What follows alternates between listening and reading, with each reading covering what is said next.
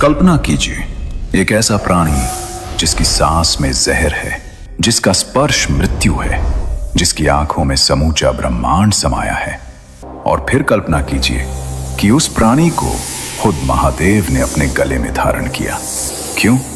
क्योंकि वो कोई साधारण सर्प नहीं था, वो था वासुकी, नागों का राजा। वो सर्प जिसने एक बार अपना पूरा शरीर रस्सी की तरह दे दिया ताकि देवता और असुर मिलकर सृष्टि को बचा सके। वो राजा जिसने असहनीय दर्द में भी मुंह नहीं खोला। वो भक्त जिसके बारे में खुद भगवान कृष्ण ने गीता में कहा, सर्पों में मैं वासुकी हूं। लेकिन दोस्तों, वासुकी की कहानी सिर्फ समुद्र मंथन तक नहीं रुकती। उनकी कहानी में है एक कठोर तपस्या जिसने शिव को पिघला दिया, एक श्राप जिसने पूरी नाग जाति को तोड़ दिया, और एक ऐसा त्याग जिसे तीनों लोगों ने याद रखा। क्या वासुकी सिर्फ एक सर्प थे या एक दर्शन, एक जीवन सत्य? आज की इस यात्रा में आप जानेंगे वासुकी की वो कहानियां जो ग्रंथों में दबी रह गईं, वो सच्चाइयां जो आपकी अपनी जिंदगी से सीधी जुड़ती हैं। तो बने रहिए हमारे साथ, क्योंकि ये सिर्फ एक कहानी नहीं, ये उस राजा की गाथा है जिसने खुद को मिटाकर दुनिया को बचाया।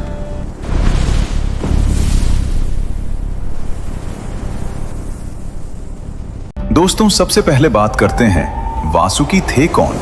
हमारे पुराणों में, खासकर महाभारत, विष्णु पुराण, शिव पुराण और भागवत पुराण में वासुकी का उल्लेख बड़े ही आदर और श्रद्धा के साथ किया गया है।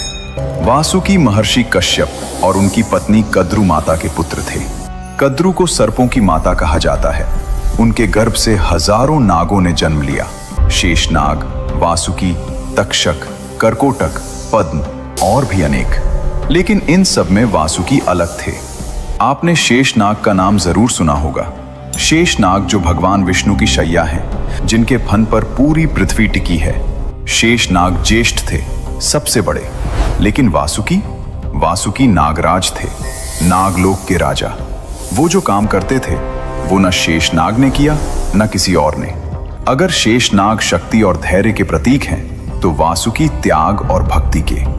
शेषनाग विष्णु की सेवा में है, वासुकी शिव के गले में है।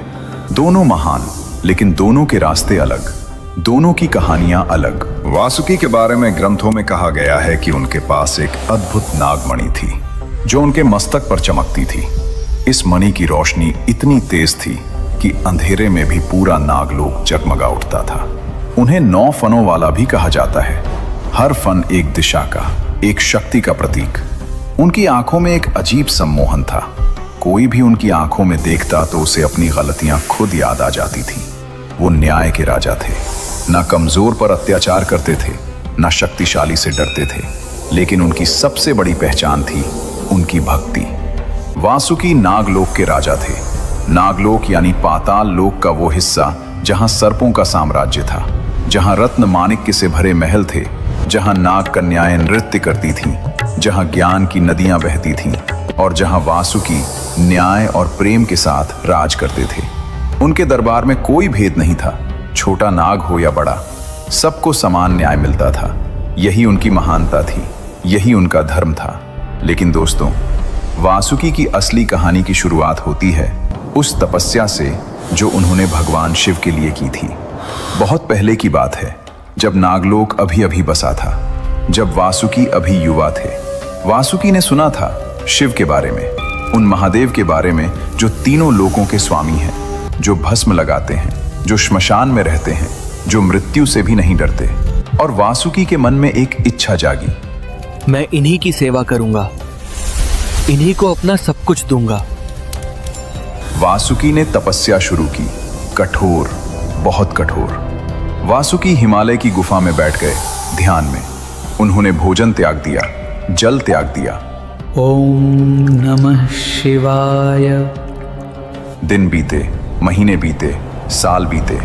जंगल में तूफान आए, बर्फ गिरी, धरती कांपी, लेकिन वासुकी नहीं हिले।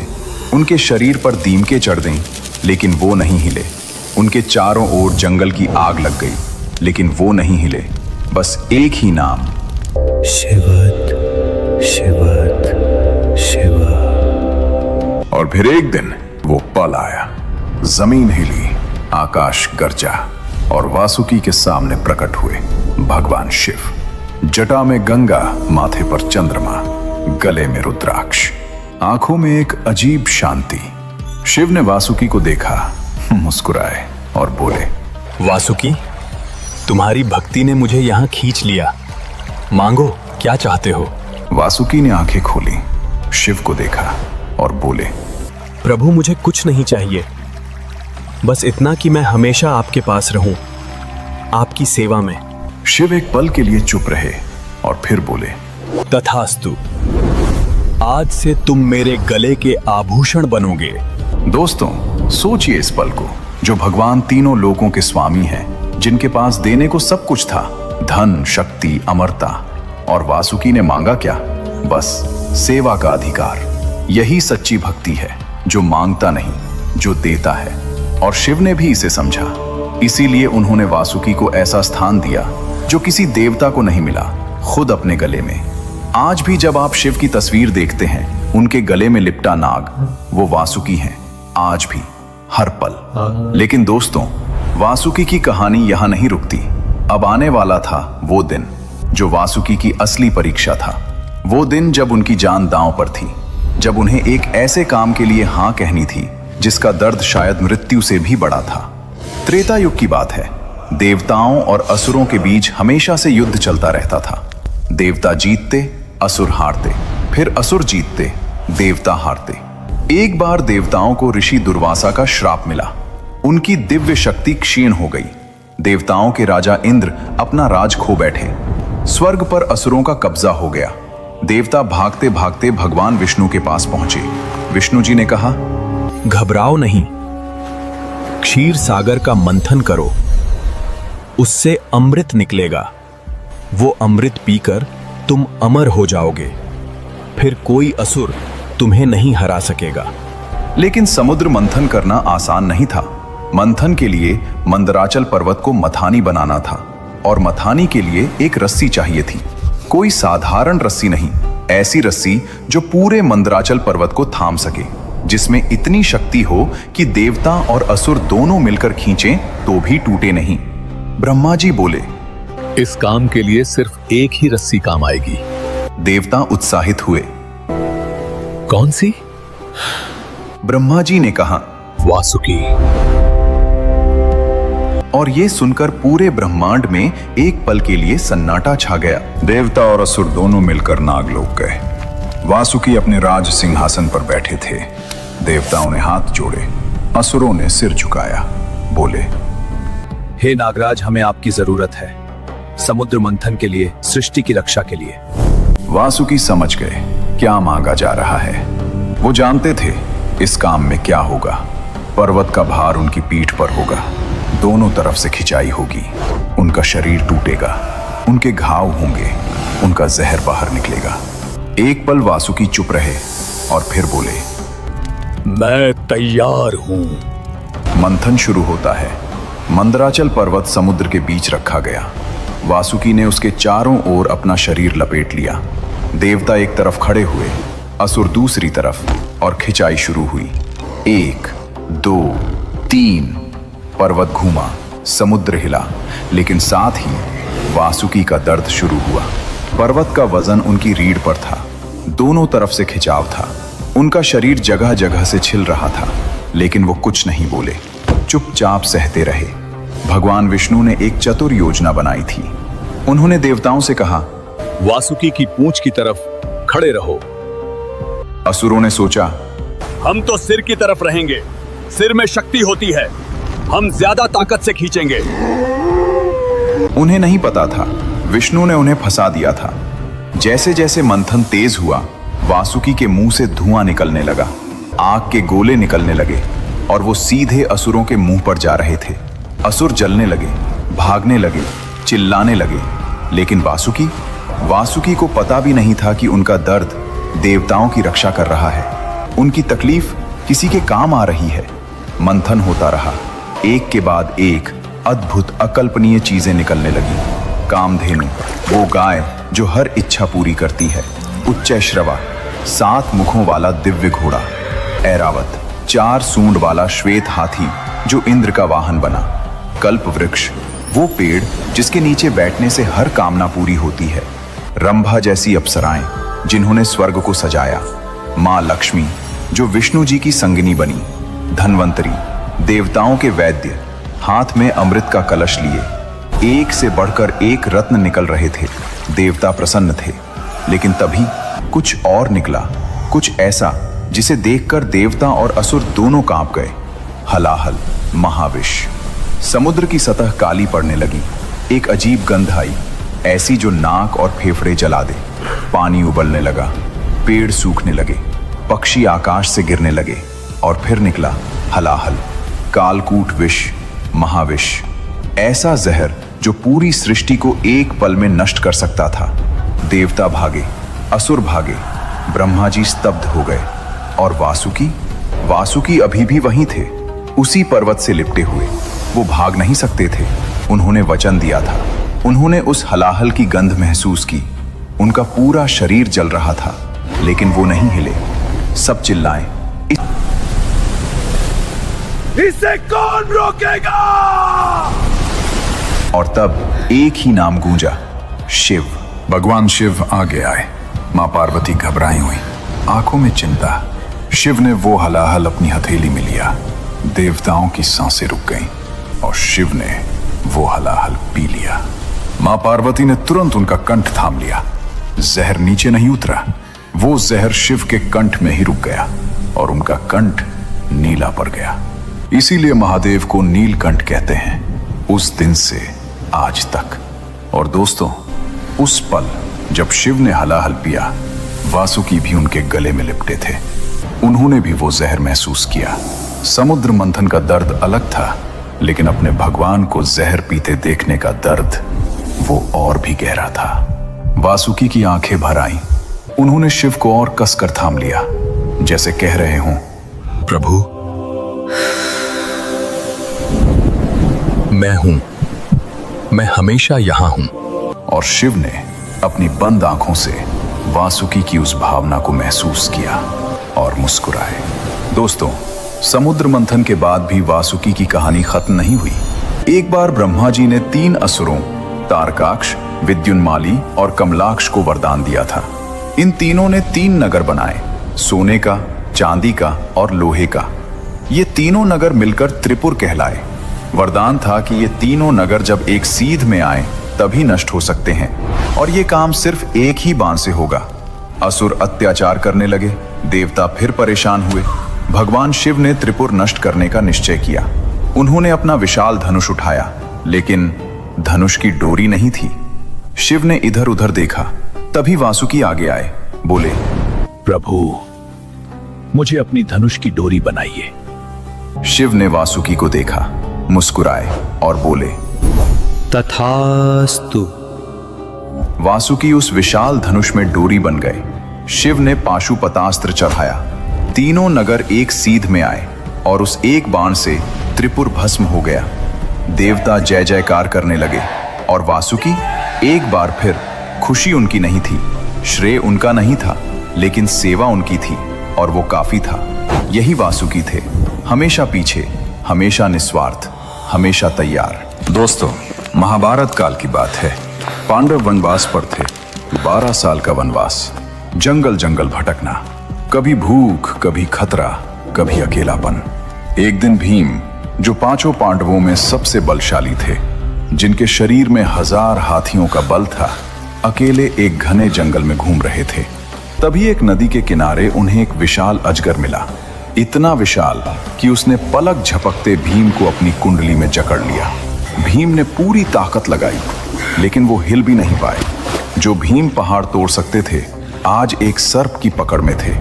ये कोई साधारण सर्प नहीं था, ये थे नागवंश के एक महान राजा, जो किसी श्राप के कारण अजगर बन गए थे। श्राप था कि जब कोई ज्ञानी पुरुष उनके सवालों का सही जवाब दे, तभी उनका उद्धार होगा। भीम के पास बल था, ज्ञान नहीं, इसलिए वो असहाय थे। जब बहुत देर तक भीम नहीं लौटे, तो युधिष्ठिर उन्हें ढूंढते हुए वहां पहुंचे। उन्होंने देखा भीम उस विशाल सर्प की पकड़ में है। युधिष्ठिर घबराए नहीं। उन्होंने शांति से उस सर्प से बात की। उनके हर सवाल का सही, गहरा और धर्मयुक्त जवाब दिया और उस जवाब से उस नाग राजा का श्राप टूट गया। वो मुक्त हो गए। उन्होंने आशीर्वाद देकर प्रस्थान किया। ये बात जब नागलोक तक पहुंची, जब वासुकी को पता चला कि पांडवों ने उनके एक बंधु नाग को श्राप से मुक्त किया, तो वासुकी का हृदय भर आया। उन्होंने भीम को बुलाया और अपना आशीर्वाद दिया। 10,000 हाथियों का बल। भीम जो पहले से ही अजेय थे, अब और भी शक्तिशाली हो गए।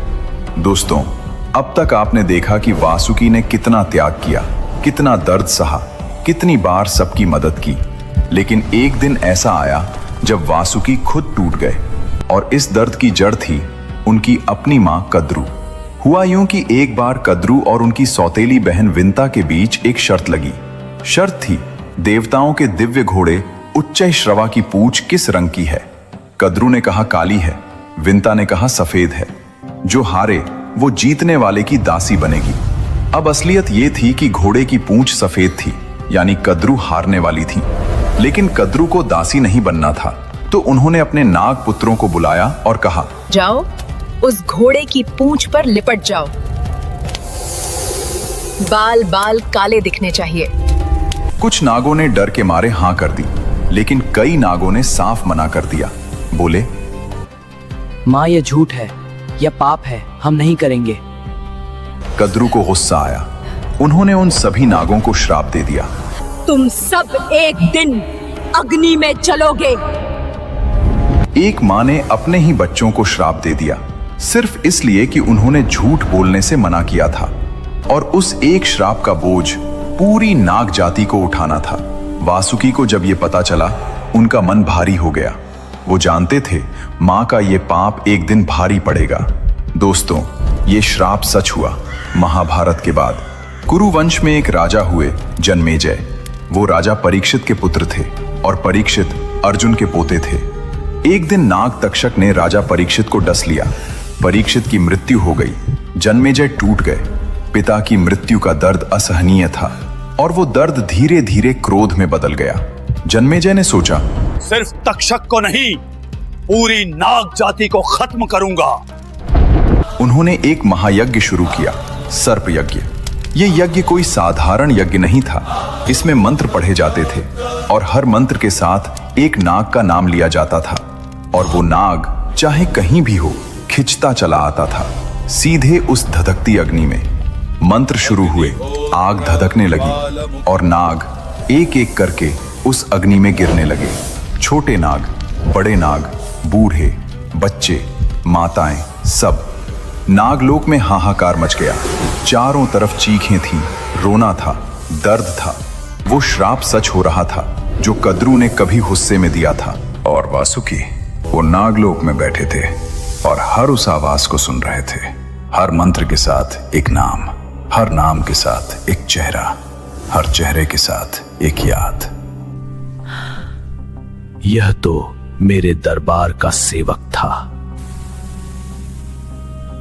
यह तो मेरे भाई का मित्र था। यह तो अभी बच्चा था। वासुकी की आंखें भर आईं। जो राजा कभी नहीं रोए थे, समुद्र मंथन के दर्द में नहीं रोए, त्रिपुर दहन में नहीं रोए, आज रो रहे थे। उनकी प्रजा जल रही थी, उनके भाई जल रहे थे और वो कुछ नहीं कर सकते थे क्योंकि ये श्राप था, उनकी अपनी मां का श्राप। वासुकी के मन में एक ही सवाल था, क्या एक मां की गलती की सजा हमेशा बच्चों को मिलती है?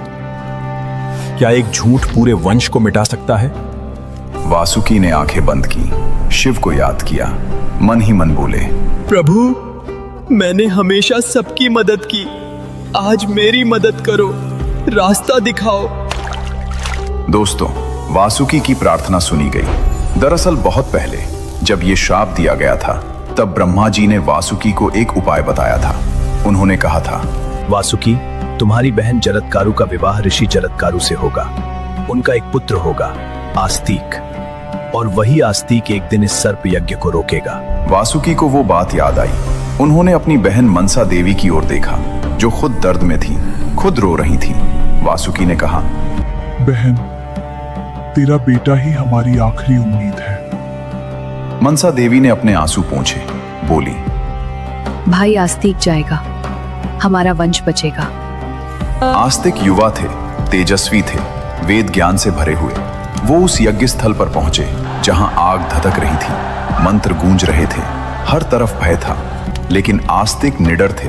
उन्होंने वहां वेदों का इतना सुंदर पाठ किया, इतने गहरे ज्ञान की बातें की कि राजा जन्मेजय स्तब्ध रह गए। जन्मेजय ने खुश होकर कहा, मांगो, जो चाहो मांगो। आस्तिक ने एक पल भी नहीं लिया, बोले, राजन, यह यज्ञ रोक दीजिए। जन्मेजय के मन में द्वंद्व हुआ, लेकिन वचन दे चुके थे, वचन से पीछे नहीं हट सकते थे। यज्ञ रुक गया, नाग जाति बच गई, नागलोक में उत्सव हुआ, आंसू और खुशी दोनों एक साथ। और वासुकी, वो झुककर आस्तिक के पैरों में गिर गए, बोले, तुमने आज मेरे पूरे वंश को जीवन दिया, मैं तुम्हारा ऋणी हूं। एक राजा का सबसे बड़ा धर्म यही था, अपनी प्रजा को बचाना, और वासुकी ने वो धर्म निभाया। दोस्तों, वासुकी की महानता का सबसे बड़ा प्रमाण मिलता है भगवद गीता में। कुरुक्षेत्र के युद्ध क्षेत्र में जब अर्जुन टूट गए थे, जब उनके हाथ से गांडीव छूट रहा था, तब भगवान कृष्ण ने अपना विराट स्वरूप दिखाया और कहा, मैं सब में हूँ, देवताओं में इंद्र हूँ, नदियों में गंगा हूँ, मासों में मार्गशीर्ष हूँ, और सर्पों में मैं वासुकी हूँ। गीता का 10वां अध्याय, विभूति योग। जब भगवान ने खुद कहा, सर्पों में मैं वासुकी हूं, इससे बड़ा सम्मान, इससे बड़ा प्रमाण और क्या हो सकता है। आज भी हर साल श्रावण मास में नाग पंचमी मनाई जाती है। उस दिन नागों की पूजा होती है, दूध चढ़ाया जाता है। ये पूजा किस लिए? वासुकी की याद में, उनके त्याग की याद में, उस राजा की याद में जिसने कभी मांगा नहीं, बस दिया। और हर शिवलिंग पर जो नाग लिपटा है वो वासुकी है। आज भी हर मंदिर में, हर शिवलिंग पर वो आज भी अपने भगवान की सेवा में है। तो दोस्तों, ये थी वासुकी की वो अद्भुत गाथा। वो नाग जिसने तपस्या से शिव को पाया, वो राजा जिसने खुद को रस्सी बनने दिया ताकि अमृत निकले, वो भक्त जिसने हलाहल के दर्द में भी अपने भगवान को थामे रखा, वो रक्षक जिसने अपनी पूरी प्रजा को बचाने के लिए रास्ता निकाला, और वो महान आत्मा जिसके बारे में खुद भगवान कृष्ण ने कहा, सर्पों में मैं वासुकी हूं। वासुकी हमें सिखाते हैं, सच्ची भक्ति वो नहीं जो मांगती है, सच्ची भक्ति वो है जो देती है। सच्चा राजा वो नहीं जो सिंहासन पर बैठे, सच्चा राजा वो है जो प्रजा के लिए खड़ा हो। और सच्चा प्रेम वो नहीं जो दिखावे में हो, सच्चा प्रेम वो है जो दर्द में भी साथ न छोड़े। अगले वीडियो में हम लाएंगे शेष नाग का रहस्य, तक्षक की कहानी और नागलोक का अनजाना इतिहास। अगर इस कहानी ने आपके मन को छुआ हो तो लाइक जरूर करें, कमेंट में लिखें जय नागराज वासुकी और बताएं कि आपको वासुकी की कौन सी बात सबसे ज्यादा पसंद आई। चैनल को सब्सक्राइब करें और बेल आइकन दबाएं ताकि कोई कहानी छूटे नहीं। अगले वीडियो में मिलते हैं एक और रहस्यमय यात्रा के साथ। तब तक के लिए जय महादेव, जय नागराज।